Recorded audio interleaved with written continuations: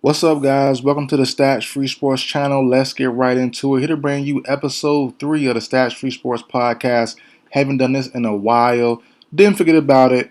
For me personally, just the news wasn't really newsing for real. It wasn't really nothing newsworthy since episode 2, which was done a while ago now. But we're back though. A lot of news to talk about. NFL draft stuff, NBA playoffs going on. A normal anime. I'm gonna lead off with anime. Shedeur Sanders news and the drama, all that stuff. I'll probably talk about that at the very end. You know, everyone's gonna lead off with that. I'm gonna end with that.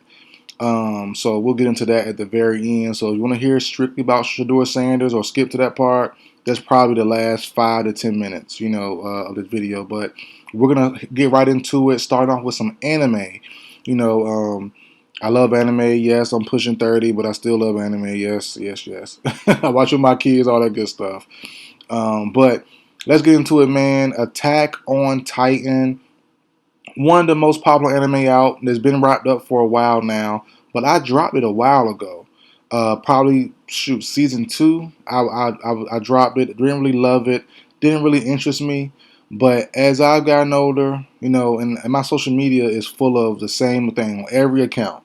You have music, mainly rap music, but rap music, sports, uh, anime, and a little tiny bit of, if you know, you know, a little tiny bit of some extra adult activities.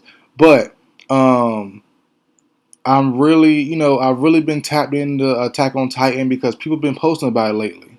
Talking about Aaron and talking about, not getting into spoilery stuff, but once I saw that stuff months ago, weeks ago, whatever, I tapped in on TikTok. I typed Attack on Titan in one time, and ever since then, I've been spoiled, which is fine. I have no problem with that. I did it on purpose, but I know about everything now. Everything, every twist, everything, every side story, backstory. I'm tapped in. So I want to go back and revisit the show now that I know everything, and I want to watch it fulfill in chronological order. So I know some of the twists won't hit the same because I already know about it, but it still will. It still will help heighten just how I feel about the story. So I will go back at some point and watch Attack on Titan. And like I said, the first time I saw it, didn't really care for it. Dropped it season 2, but now I'm locked in. Great story. I just want to see it acted out in a chronological order, if that makes sense. Another and last anime I'm talking about this episode, real quick on the anime, Windbreaker. I'm on Windbreaker season 1, watching it on Prime Video, right? Shout out Prime Video, my job give me free Prime, but I'm not loving it. I'm on episode 4 or 5, something like that, and they're in a little meeting, the little abandoned building, whatever. About they're fighting it out, whatever. I just don't. I'm not loving it. I've been hearing good things about season 2, but season 1 to me is not really something I would like to tap into. So we'll see. I don't want to force anything, so I've stopped it for a little while. I might pick it up soon, but I gotta find interest, find the right moment. I don't want to force it and just be watching it out of just forcing myself. I want to be in the mood to actually watch it and be entrenched in it. But same for my old anime I talked about, episode 1, Ace of Diamonds, I believe it's called Diamond Ace, whatever it's called, the baseball anime. I stopped that for a while too. I'm on season 2. Some of the main guys from season 1, some of them graduated, and I'm not feeling these new guys, to be honest. So, we'll see. But stuff like that, I gotta be in the mood to finish it up and to keep going on. I don't want to force myself to do it. So as of right now, I put Windbreaker and I put Ace of Diamonds or Diamond Ace, whatever it's called. I put those on the back burner, but I will be picking those up pretty soon. Just got to be in the mood for it. That's all for anime. Only been 4 or 5 minutes on anime, so that's fine there. Let's move on to the NBA. And I want to talk about LeBron James, man. GOAT James, the words of Shannon Sharp. GOAT James, GOAT James.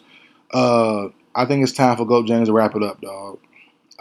Watching the Timberwolves game 2 nights ago now, because I'm doing this after midnight Sunday, Saturday, Sunday, whatever. So this is April 27th. So watching the game the other day, LeBron just not playing well. I know the groin injury, but he's 40.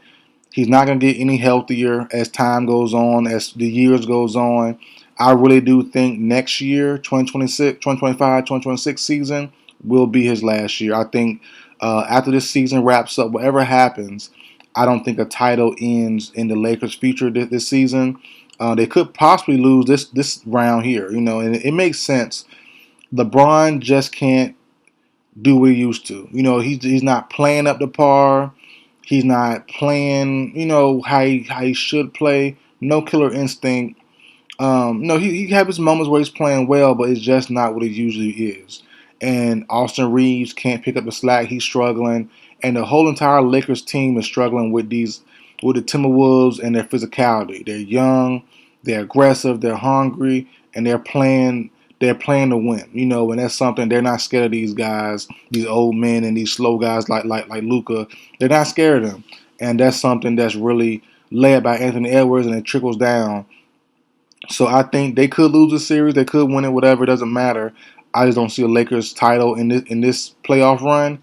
And then I think once this season's over for the Lakers, LeBron will sit back, him and his fam, and they'll come to a conclusion. I think we will hear sometime during the summer that hey, this is LeBron's farewell season. It's going to be a crazy tour. It's going to be all that documentary style cameras going to be out there, and I think we're coming to the end of the era of LeBron James. It just makes too much sense. I know he said it before, but watching him play now at age 40, he just doesn't have it. Sad to say, man, he doesn't have it. He's been doing it for a long time. I'm not even 30. I'm pushing 30, but he's been doing this since I was a youngin, and he's been high level. And he's still a pretty good player, but I would hate a very good player when he's ready and on. But I would hate to see Bron, and I'm sure he would too, hate to see himself as a not top 25 player, and he's on the borderline in my opinion. He's pushing close. Another year, another injury, another just bad, not up to par season. We could see Bron as a non-top 25 player in the NBA, and that's something that I don't think no one really wants to see except for his haters. So for me personally, I think Bron should call it quits after next season.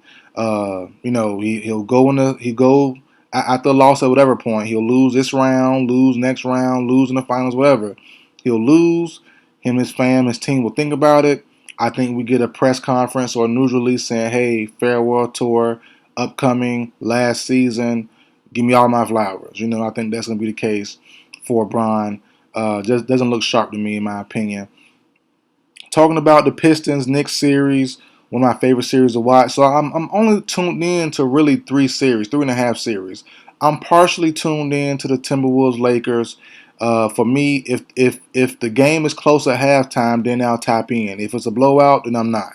I think one game was a blowout, I believe, which was game 2, but the Timberwolves was coming back, but they didn't come back all the way, so I didn't tune in there. Game 1, I had a firm grasp on the Timberwolves winning, and they did just that. And I caught the second half of Game 3. So I watch, that's my half. But every game, every time it comes on, Nuggets Clippers, I'm locked in. Pistons Knicks, I'm locked in. And it's one more. Oh, Pacers, no. Pistons Knicks. Oh, and the Rockets Warriors. Yeah, the Rocket Warriors.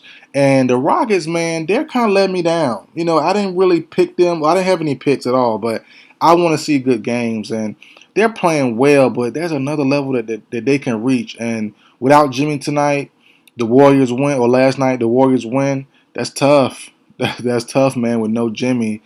The Rockets just not there like I thought. I know they're young. I know they're inexperienced for the most part, but I thought they were ready to take that step. But as of right now, they're not. So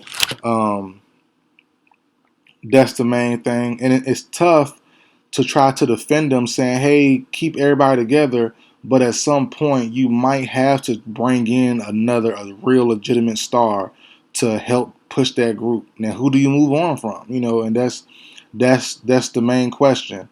Fred VanVleet still not playing well. Jalen Green tonight gave you a poor shoe night after just playing great last game.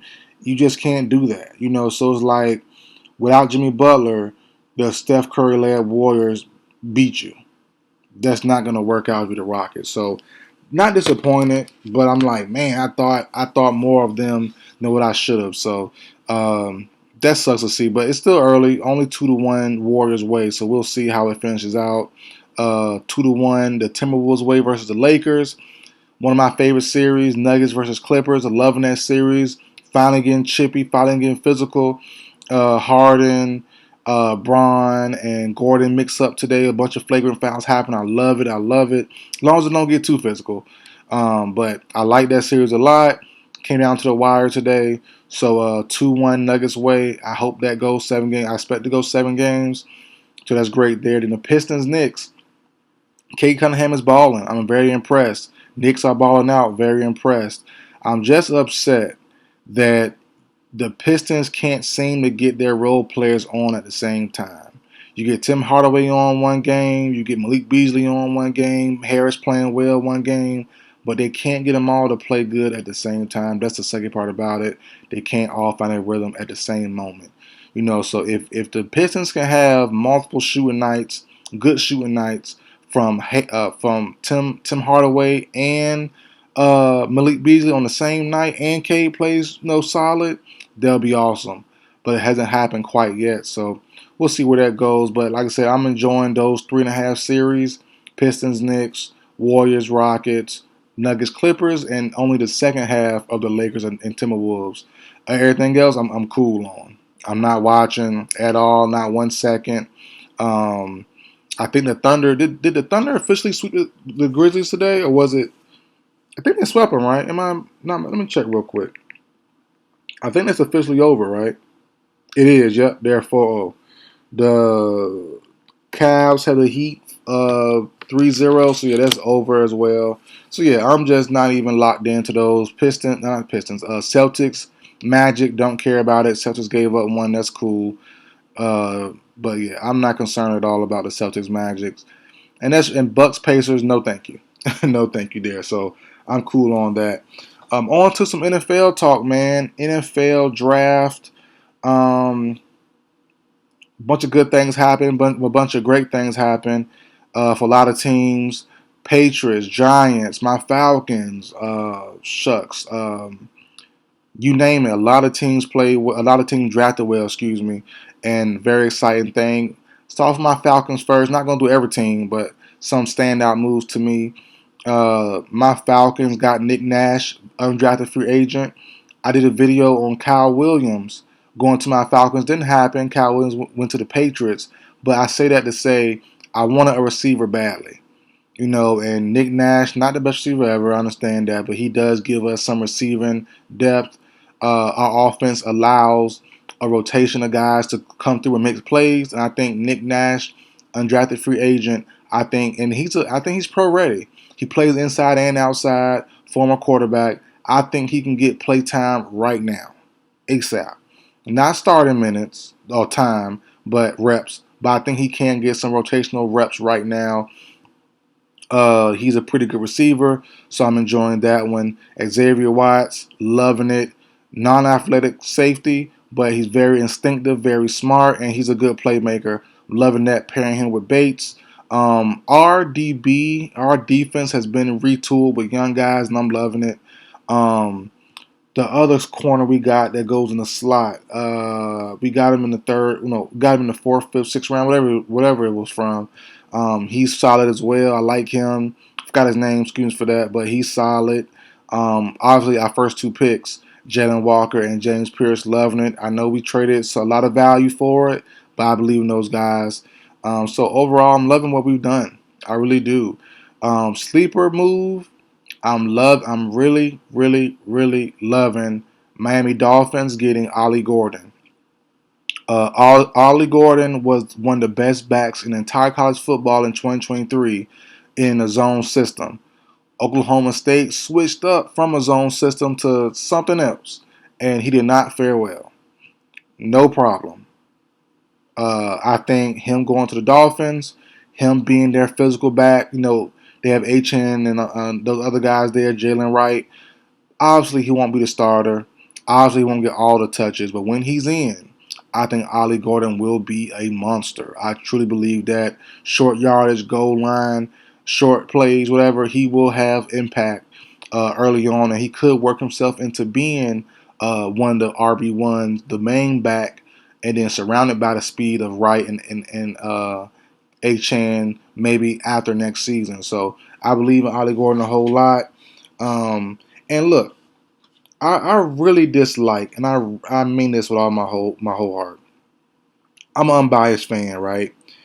And I say that all the time. And I mean it. I see it in videos. I praise other teams all the time. I'm about to praise teams now. I really disdain with all my heart when my division rivals have players that I love. Devin Neal to the Saints, I hate it. I love Devin Neal was my guy. He is my guy, and he will have an impact for the Saints. 6th round pick. Alvin Kamara signed an extension. That's cool. That's nice.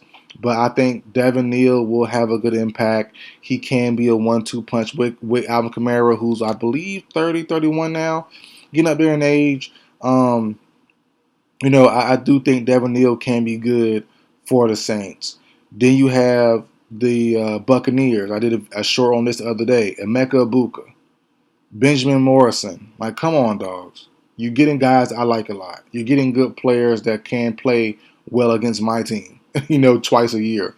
Sometimes three if you make the playoffs and all that, the wild card, division, all that stuff. So, Emeka Ibuka to the Buccaneers, as I said in that YouTube short, makes them unstoppable if everyone stays healthy. That is scary. Super duper scary. So, Bucky Irvin, you have White, you have Baker, you have Cade Otton, you have Ibuka, McMillan, Tez Johnson now. He might be in the mix somewhere.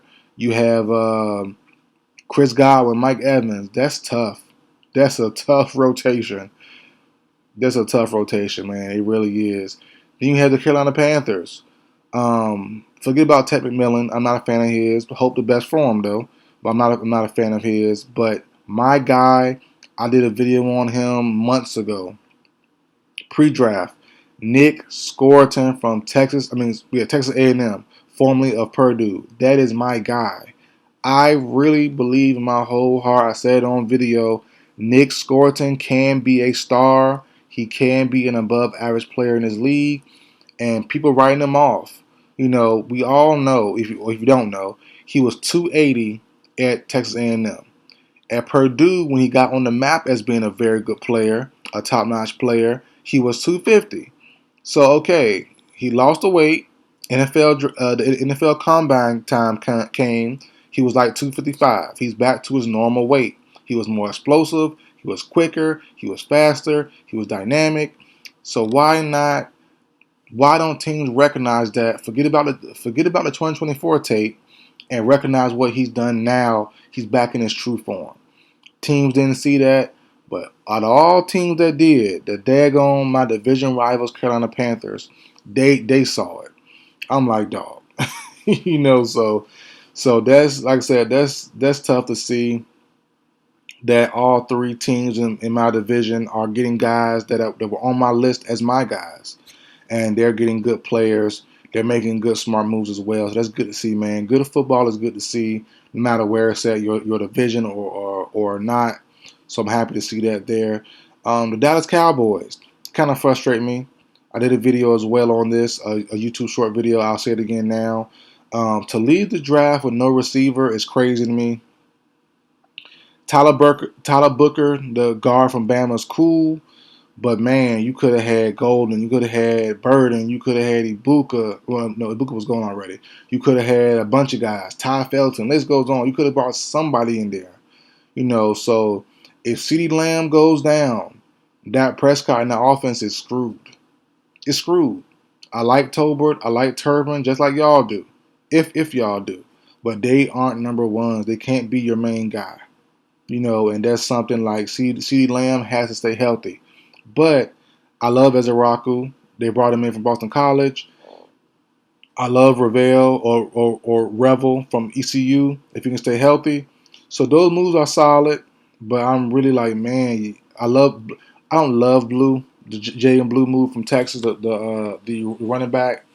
It was cool. Didn't love it, but it is what it is. On to the Browns. Not discussing Shedeur Sanders right here, but Quinshon Judkins, I absolutely love it. He was my RB1. I didn't really care for Genty. Didn't care for Omar and Hampton. None of those guys. They're good. I recognize their talent. I understand that. But my guy was Quinshon Judkins. And same way, kind of similar way to Ollie Gordon, kind of affected by 2024. Even though Judkins had a good 2024, it wasn't his normal standard 2022-2023 season, so people took that off of him. But he went super high. He went top of the round too. And like I said in my Hampton video, um, RB value, the running back value has dropped, and I still think no running back should have went round one except for Ashton Genty, maybe Travion Henderson, but Ashton Genty for daggone sure, and that's pushing it. You know, but the one that went top of the second round, Judkins, I think he's the truth. And then you bring on as well Sampson from Tennessee, quick guy, home run hitter. It's tough to really evaluate the Tennessee players on offense because their offensive scheme, so much space, but he has some wide open spaces, which is what it's supposed to do for that scheme. So that's something that's kind of tough to judge, but I like the 1-2 punch. It's tough and it's also tough to see players like Jerome Ford might get X'd out. You know what I'm saying? So we'll see how that works out. But now going on to Caleb Johnson. The one prediction video I got right for my pre-draft stuff. Caleb Johnson going to the Steelers. Something I said what I thought would happen and should happen, and it did happen. Caleb Johnson, I want to say third round, went to the Steelers. Love the pick. Super pick there. I think he's better than Najee Harris. Clear as day. Pairing him with Gainwell, pairing him with Warren. I like it a lot. I truly do, man. Then you have the Lions.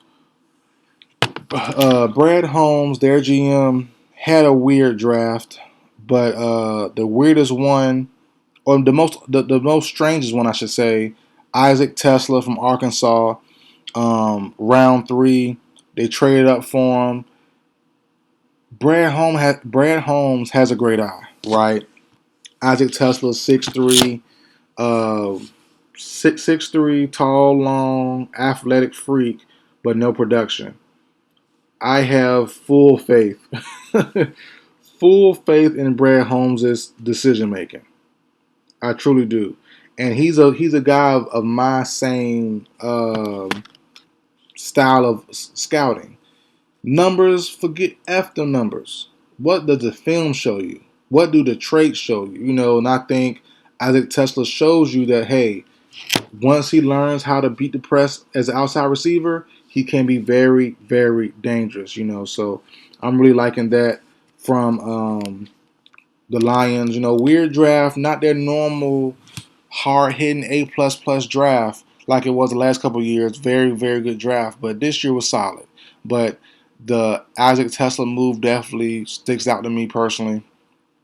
Going to the Giants, as I said earlier, A+ draft. Loving the Cam Scatterboo pairing with Tracy Jr. Awesome job there. They're looking good. They're looking good, man. It's going to be interesting to see if Brian Daboll and Joe Shane will be around to actually see Jackson Dart play. You have Russ, you have Jameis. We'll see if both stay on the roster. Dart being number 3 back.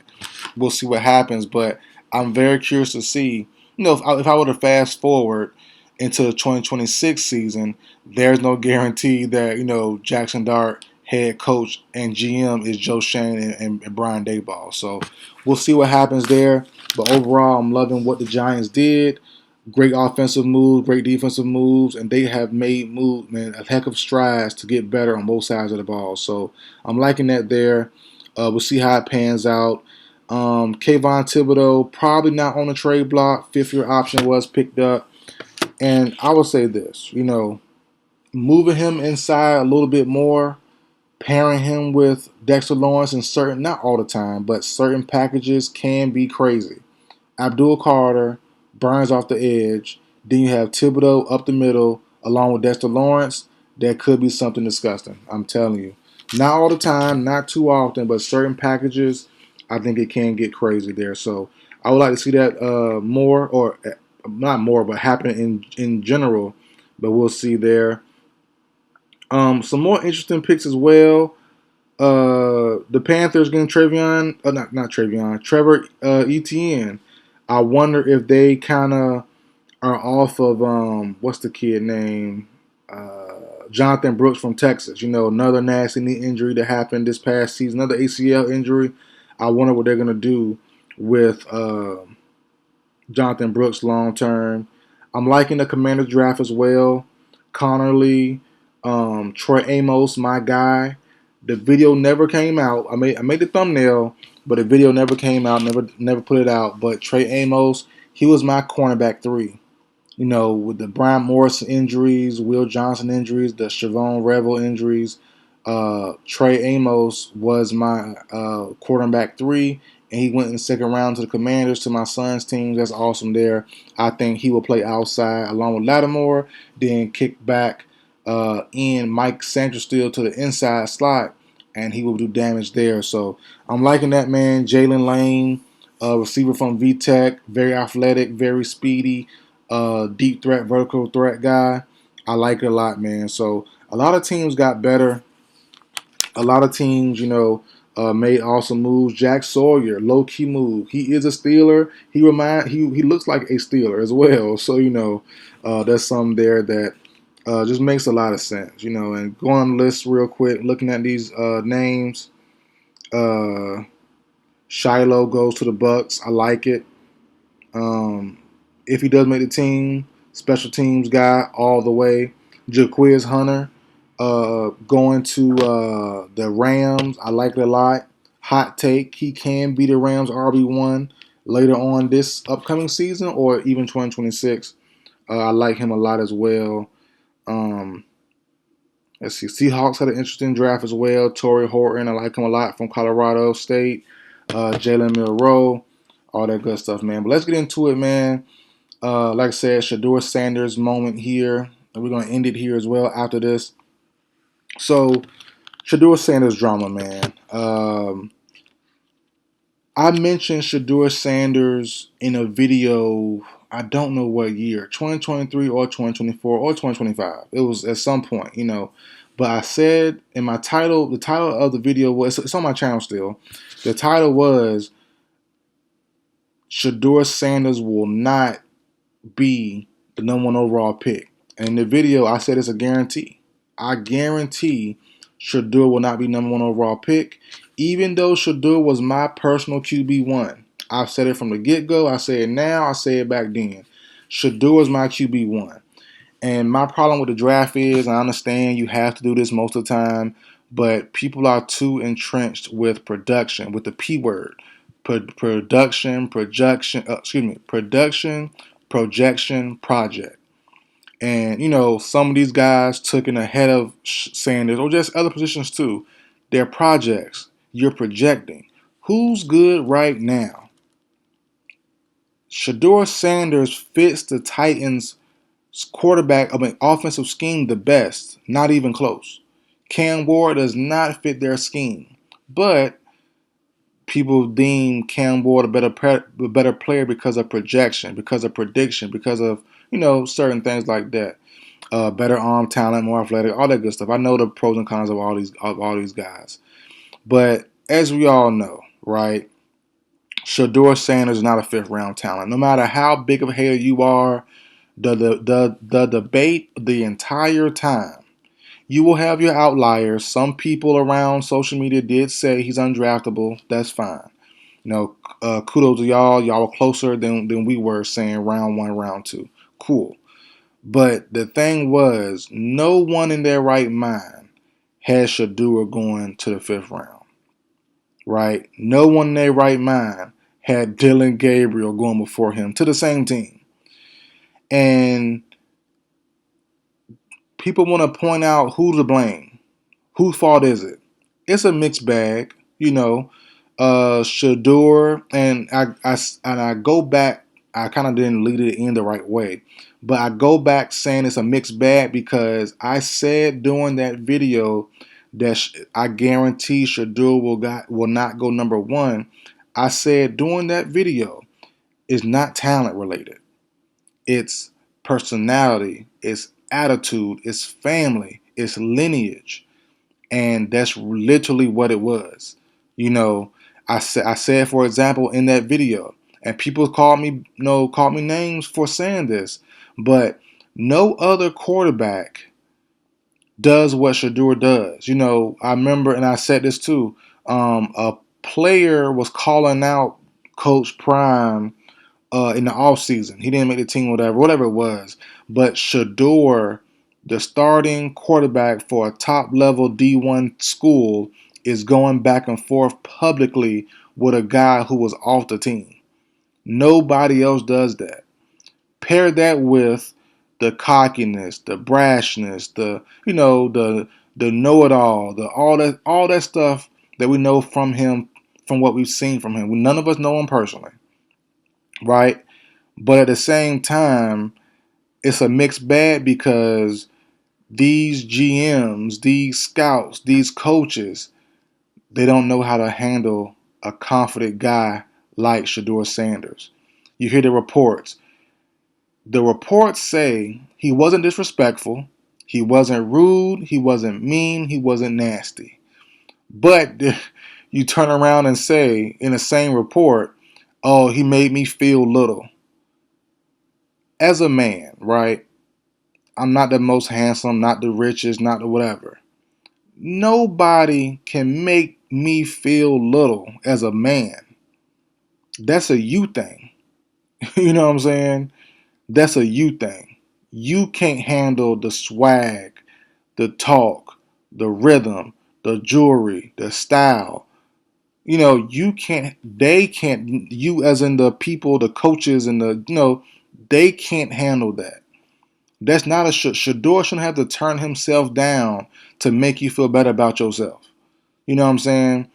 And that's my thing for me personally. Someone shouldn't have to change themselves to code switch themselves to make you feel better. And then to say, people putting Shedeur Sanders in the same category as Mike Green is freaking crazy to me. And Mike Green from VA, down the road from where I'm from, support all VA guys, salute, respect. But Mike Green got drafted, in the third round by the Baltimore Ravens. Mike Green has two separate essay situations on his jacket. Two. And people aren't speaking enough about that. Some of these other guys in this draft, in this class, future classes, past classes, have serious allegations on their jacket. In the NFL currently still playing, star players have serious stuff on their jacket. And it makes me laugh when people say, oh yeah, Shedeur off the field issues. What off the field issues does Shedeur have? He's not toting guns from what we know. He's not doing nothing crazy. He's not beating women, beating kids. He's not beating people up. He's not getting arrested for assault on men or women or family or nothing like some of these other guys are. He's not speeding from what we know, dangerously speeding. He hasn't caused a teammate to pass away, nothing, or help in that, not help, but in the same realm as some other guy. He's not doing none of that. But people put a red flag on his off the field like he's a bad young man. That to me is crazy. And I've always said, and that's the reason society does not like a guy like Shedeur. Yes, being cocky, being braggadocious, being a know-it-all, and not being super duper smart, I guess. For saying he didn't fail, he failed the whiteboard test. All that is not the best traits to have. I understand that, but that's not a damn red flag. That is not a red flag on the same level as Mike Green or Jalen Carter or so on and so forth. But as people say though, the talent that Shedeur has, because there's no big P, there's no potential in growth, there's no projection in his growth. His projection is low. His ceiling is very low. His ceiling is where his floor is at. It's right there. accurate, gets the ball out, and all that good stuff, all everything that we know about it, positive and pro. Excuse me, pros and con. But at the same time, all red flags are not equal. I do not like hearing Shedeur quote unquote off the field problem. There's no damn off the field stuff that we know of. So respect to everybody in this draft. Hope everybody makes it and be successful and all that stuff. But some guys will not pan out. Some guys will pan out unexpected or expected. But I wish everybody the best, man. And I just hope, and it won't happen. But social media needs to become a better place. The Ole Miss thing and people calling his phone and the number supposed to be a phone that he just got and should be only NFL teams know it. And then the Giants, what was it? The Giants coach or somebody daughter is at Ole Miss, and she's liking posts about her leaking it. That's crazy. People think that stuff is cool. Is crazy. People think that stuff is funny. Is crazy because that ruins people's reputation. That ruins people's lives. And people think that's sweet, but it's not sweet, bro. And I've always said that, people can't look beyond, this happens in real life, not just football for Shedeur. It happens in real life for real people. People get lied on, people get blamed for things outside of their control. And like I said, I look at stuff deeper than what normal people do. I take life more serious than what people do. But that's not the podcast here. This is a sports podcast, so I'm leave that off of here. But I look at things big picture, and there's what was done to Shedeur Sanders. And I was trying to. Did I do a video on it? I don't know if I did a video on it or not. Or I talked about it on stream, I think.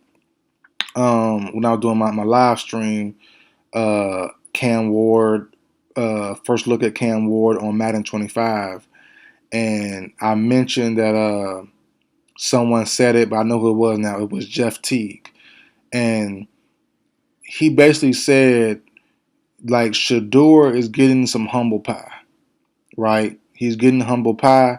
He's getting a lot of it. He got to eat it up, cool.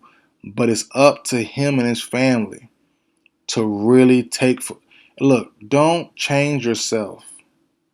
Don't code switch. Not what I'm saying. I'm saying you gotta just change things up for a little second. Fifth round pick now, but I'm sure the expectation is still on him as a first round pick simply because when he comes in, like, you should have been a first round pick. Plain and simple. And you talk the talk, your family talks the talk. Now it's time for you to walk the walk. My thing is, Shedeur has to shut up and keep quiet. Put your head down for a little bit. Not all the time, not forever, but for a little small stretch. Come to work, avoid the cameras if possible, say little and do, say little and do a lot, right? Deion Sanders, Coach Prime, the legend, same thing. You are a reason as well. It's a mixed bag. You are part of the reason why your son dropped. Shut up. Don't say nothing. Say a little. Do nothing. Let him do his own work. In Cleveland. And that's my biggest hope, that they learn from this. Don't ever code switch. Don't ever change you if it's not nothing harmful. But at the same time, learn to switch it up some. Learn to do a crossover instead of just dribbling straight.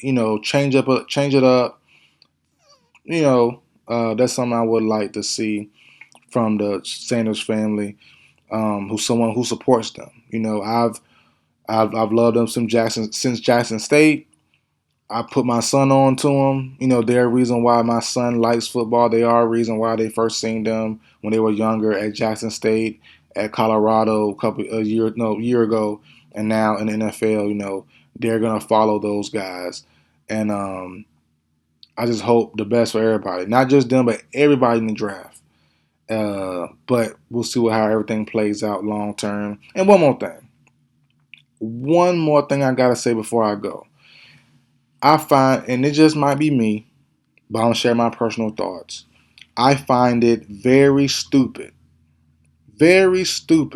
right? And I've said this before in the past, on past podcasts, past stuff I've talked on before, episodes, videos, whatever, that the Saints, right? And when you hear these press conferences after the draft, that's when teams tell the full truth. The only time, really.